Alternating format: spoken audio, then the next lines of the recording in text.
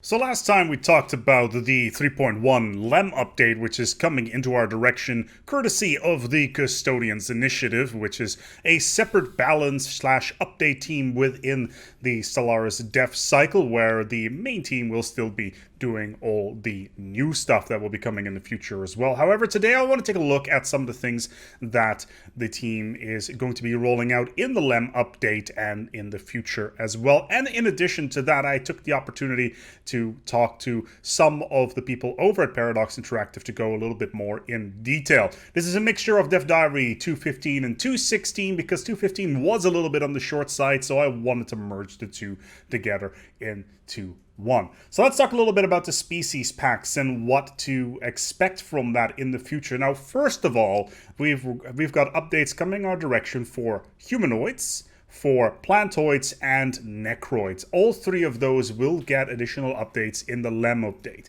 Now, humanoids is a little bit difficult to deal with because what are you going to do? You've got these species here, you've got these portraits, what are you going to do with these? So the initial direction that the team is going to be taking with the humanoid update pack is that they're going to be doing something more fantasy orientated. So, for instance, last time around we talked already about the space dwarves with their new civic, or at least potentially their new civic, which will be attached to humanoids. However, we've got all of these others as well, such as these guys, or these guys, or these guys. So what you can expect from the humanoids pack, that you will see a bit more of a fantasy orientated thing there.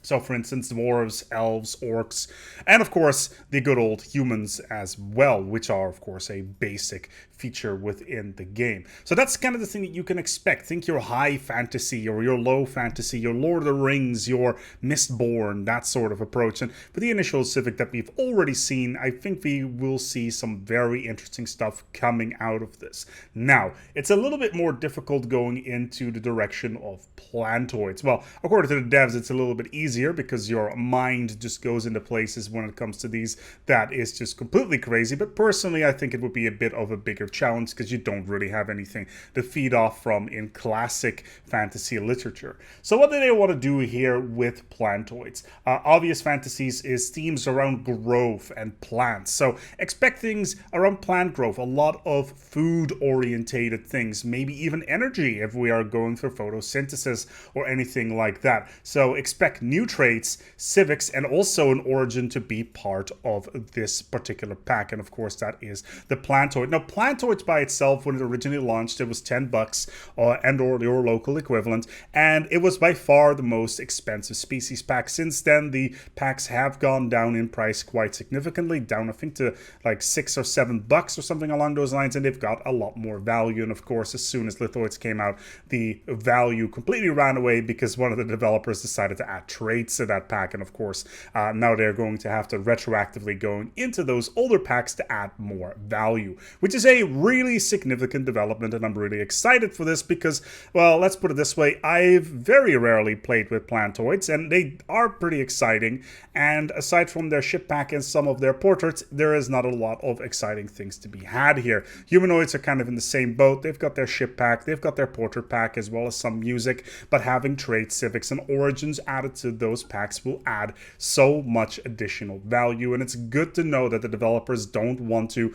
add brand new packs to the game, instead adding additional value to already established things. And that's the whole idea behind the Custodian project. Now, in addition to that, we also have Necroids. Now, Necroids by themselves are already pretty good. They are probably the most powerful species type that you can have because, well, they have a lot of flexibility when it comes to growing their own pops and taking other pops on board and turning them to their own pops. And in addition, they also have those two primitive worlds that by default will spawn nearby them if they have the Necrophage origin. However, this is going to change a little bit in the near future. The Necrophages will no longer have a super advanced primitive world. I know that's a bit of a conflicting sentence there, but no longer will they have a certain level. So when it comes to primitives, they can start in the Stone Age, the Bronze Age, the Renaissance, the Modern Age, as well as the Early Space Age, and based on those levels, they will have a higher pop amount. Now, what that is going to be changed is that they will no longer have those advanced worlds. They will only have worlds that start around the Iron Age. So basically Iron Age and anything below, so probably somewhere around 10 to 12 pops on those initial worlds will be available to the Necroids. However, in the past you would have early Space Age, which you can get up to 25 free pops right off the get-go, which was pretty extensive. Our previous limit was even Steam Age, and even then that was a huge boon. And on top of that, we will get additional defensive armies, so they're going to be more difficult to invade. And on top of that, centers of elevations will no longer give you stability bonuses, which means that job output for Necroids will be cut quite significantly. And on top of that, if you are purging through Necrophage, the chance of pops escaping, yes, pops can escape through the purging process. That's how the refugee system works, has been increased. So 1 in 4 pops will now escape the purging process, which is kind of rather cool. And that basically means that if there are more Necroids on the map, that you can expect more refugees, and also you can do a better idea of how math would work as well when it comes to how many pops you will turn into your own Necroids. In addition to that, Necroid hive minds are a thing now as well. Let's quickly pop over towards Necroids and how they would work in that particular case. So if we would go to our governing and ethics here, we will be able to get a Necroid hive mind, and they will have their own bonuses as well, which is rather cool. You know, there's a bunch of cool things here that you can do, but of course with hive minds, as is standard, you will not be able to get other pops living on your worlds, unless of course they are livestock. Now livestock can be turned into your own pops through the ascension process, or at least the chamber of elevation, but that is something that you will need to keep in mind. But yeah, Necrophage hive minds are coming in our general direction, and I'm looking forward to consume the frail meaty bodies that these aliens have and turn them into ourselves. Of course, you will no longer have the advantage of using chattel slavery or any other pops to work your worker jobs. You will still need to do that with your own pops, which is a bit of a negative. On top of that, though, they don't use consumer goods, so either food or minerals, because of course you can mix this up with the fun that is the lithoids. So yes, lithoid, necrophage, hive minds is coming as well, which lithoids is just one of those fun outliners that has just so many cool mixtures out there, especially when it comes to, say, the lithoid planet consumers, which I think is one of the terravores, which is one of the more fun ones. So yeah, that's some of the updates that we can expect. In addition, there's also some stuff that happens to the death cults. Death cults will be boosted a little bit. They will get a small bonus, and they're not really sure what the final numbers are going to be. But yeah. Then there is another really cool one, which is Reanimated Armies. So if we go into our government and ethics here, we should probably go away here from a standard empire here and actually go to the Reanimated Armies. So Reanimated Armies at this point in time allows you to build a military academy, or at least a dread encampment, which replaces the military encampment, and recruit undead armies. Now that is going to change, because the military academy was a early to mid-game building that you could unlock. Instead, you'll be able to build a dread encampment very early on, at the start of the game even, which is really cool, which means you can get undead armies a lot earlier, and they will be a little bit stronger. So that's really fun. You know, you'll get access to those undead armies right off the get-go. But there's more to this, because if you defeat an enemy army in battle whilst you have the Reanimated Armies modifier, there is a 1 in 3 chance that their armies will be joining you. Yes, you will be able to, well, bring their armies back and make them fight on your side. But there is more than that, because if you kill the Void Spawn or the Tujanki Matriarch, you can now resurrect them and fight in your own fleets. That's right. You can resurrect space monsters. Now, I don't know whether or not this is going to extend to some of the more mean beasties, such as the Ether Drake or anything like that. I do hope they're going to get new skins that make them look all dead and stuff, at least all corrupted and stuff. But the Matriarch you can get the Void Spawn, and you'll be able to fight with them in your fleets. And that is a pretty big bonus, because the Void Spawn has a lot of very high attack damage, and the Matriarch is kind of in the same boat, even though it is a little bit weaker in that regard. So those are some of the changes that are coming in our general direction. However, there are some things that we also need to talk about, and that is the fact that the team is looking to take out admin cap. And I spoke to the game director of Stellaris, Daniel Moregård, to hear a little bit more about this. It's like, when you have like a first thought and you start developing a system, and then you realize like it's not worth the effort and time to keep going with this system as it's currently designed in that trajectory, right? It's better to like redesign it and take it somewhere else. For example, like admin cap, like that for me, that's one of those examples of like a mechanic that I feel like has probably not went in a good direction. I would probably like change that to do something that's more robust. Admin cap, like technically, right? It's used as a modifier right now instead of a resource. So that also makes it a lot harder to work with in the game, because you need to create custom code solutions as soon as you want to do something, right? You know that there are modifiers, for example, like that, like specialist job output increased by 10%. That does not affect anything outside resources. It doesn't affect if they produce more amenities, trade value, or admin cap, because those are not implemented as resources. They're implemented as modifiers. So it's a lot of those things that makes it a lot harder, rather than working with, for example, things that are implemented purely as resources, like the research categories or food or minerals or whatever, right? Those are a lot more dynamic and easier to work with. For example, like where we wanted to take it in a direction where it's more like, the administrative costs of your empire, I don't think it turned out very well, because we never like finished the balance for it, and it's just like the trajectory that I had imagined for that. I don't think it's worth continuing that line, so I think it's like better to like redo that aspect. The game currently, like I think you snowball way too much, and we've sort of allowed it for a while now, because like it's more about the fantasy than the balance. But I also think we've lost a little bit too much of like what makes the game a fun puzzle. I'm not saying that it isn't that. I'm just saying like I would perhaps want it to be like, let's say 10% more of that than it currently is, or whatever, right? The fact that admin cap works as it is right now, where you can go up to the cap so relatively easily, that bureaucrats and administrators produce so much of the admin cap, means that it's so easy to get, and the costs are not like immediately obvious either, like how that you have to spend pops to work as bureaucrats, etc. Like you don't really like feel good about producing admin cap, because they don't really feel like a resource, because you don't know how many you have. Yeah, and you only produce it to avoid a penalty, right? You can't use it for anything else. Yeah, you don't really get a bonus out of it. Yeah, that's fair. Yeah, so it would have been smarter to do something like, have the bureaucrats produce a resource, and that resource, trying to do the same things that the admin cap is using, is trying to achieve, right? The larger your empire is, the more penalties to things like tradition cost and research cost I think you should have.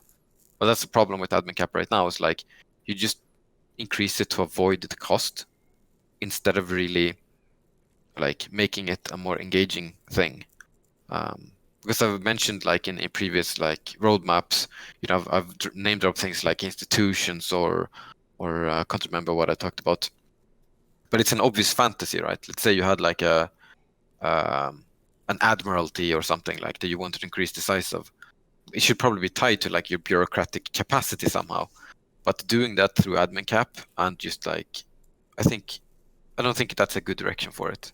So based on our conversation, the whole point behind this new proposed admin cap system is to make way for future mechanics. It is a framework to build something new on, which could be the institutions that the team have been talking about on their roadmaps for quite some time, even before the Martin Onward, who now works on Victoria 3 era of the game's development. So it could finally be a case that we are going to see those institutions that are built on top of this new admin cap system. Now, in addition to that, I also asked Daniel the questions of why are there so many strange features out there that are coming with expansions that are not necessarily part of the discovery aspect of the game.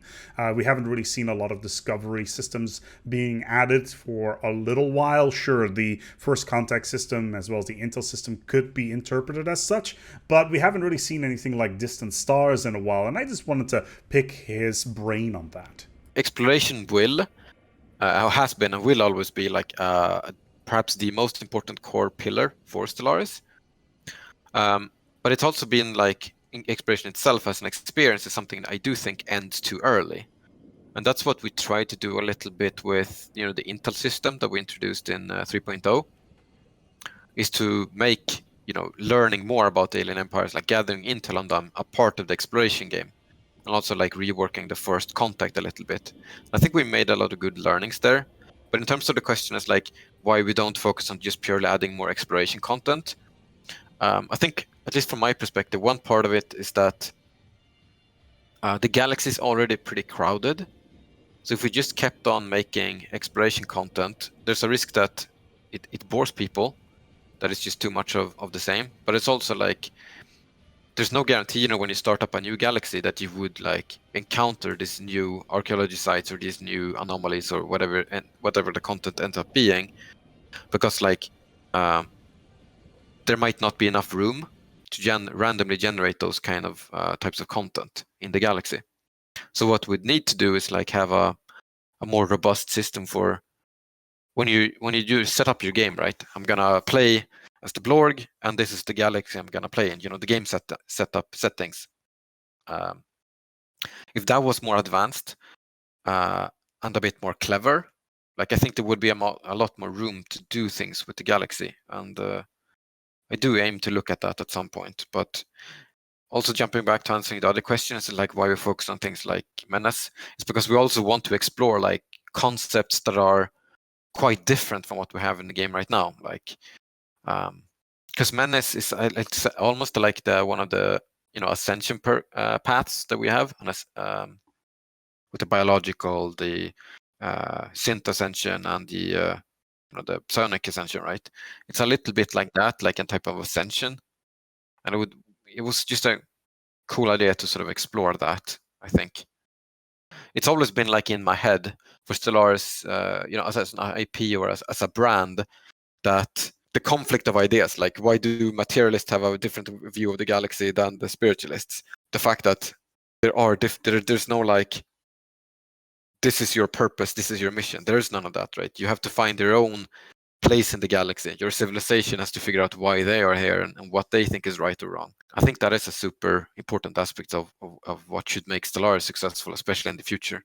So there you have it, a little bit of insight on what is going to be changing in the near future for the game and what kind of direction we can expect. Sure, the custodians working on their updates with, for instance, the additions to Humanoids, Necroids, and Plantoids is all great, but in addition, the other team working on systems like the admin cap and ripping that out completely is interesting, especially when they want to build a replacement system that has more longevity and works better with future systems. Yes, is it another system that gets ripped out? Absolutely. Will people not be happy about this? Of course, that is part of the core, but if you've been playing Stellaris for long enough, you know that this is something that happens frequently. If new systems need to be built or ideas have come up and they feel that previous systems don't work as well as they had anticipated, they are not afraid of ripping them out. They do not leave a zombified corpse of orphan systems within the game, factions, to linger around. So we'll see where all of this is going. I'm really looking forward to these changes that are coming up in the future and where all of this is heading. I have a lot of faith within the team, and I think that we are, once again, as I mentioned last time, on the cusp of a second renaissance for Stellaris. Thank you so much for watching. I want to thank Daniel Moregård for joining me for this video as well. He brought a lot of insight and as well as a lot more quotes that I will be using for different videos as well. And yeah, there's some very interesting discussion that was had. Thank you so much for watching, and thank you to my patrons for making today's video possible as well. We're going to go ahead and wrap this one up here. Thank you so much for watching, and until next time, take good care of yourselves and enjoy the additional value of those older packs.